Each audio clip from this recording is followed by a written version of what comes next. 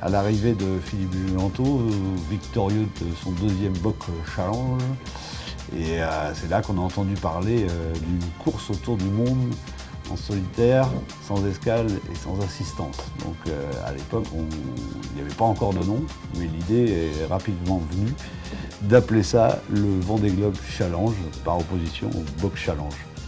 Sachant que Philippe Juanto avait longuement mûri dans sa tête ce genre de course, et qu'il en a d'abord discuté avec quelques-uns de ses collègues qui faisaient également le Boc Challenge. C'est-à-dire, de mémoire, il y avait Philippe Poupon, Jean-Yves Terlin, je crois, Van den Ede et Guy Bernardin. Il me semble que ça, c'est dans un petit troquet australien où a germé cette idée, quoi. Mais qui n'était pas une idée de course au début, mais plus un défi de savoir si il serait capable de faire un tour du monde complet sans s'arrêter et donc sans assistance. Et c'était plus un défi entre eux, les marins. Philippe Juanto a entretenu le maire des Sables-d'Olonne, Louis Guédon, sur ce projet de défi avec ses camarades du Boc.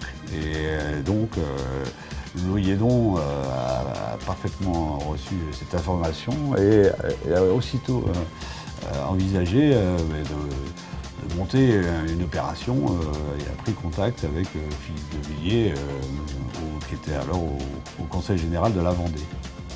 Et la problématique qu'il y a eu, c'est que quand les autorités maritimes ont eu connaissance de ce projet de course autour du monde, de ce défi, ils ont exigé que ce soit beaucoup plus encadré qu'un simple défi.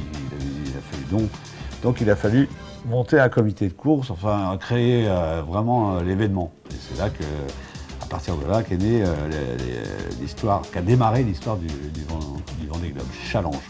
Challenge, pourquoi? Parce qu'à l'origine, il n'était pas question d'en faire une épreuve qui se déroulerait tous les 4 ans.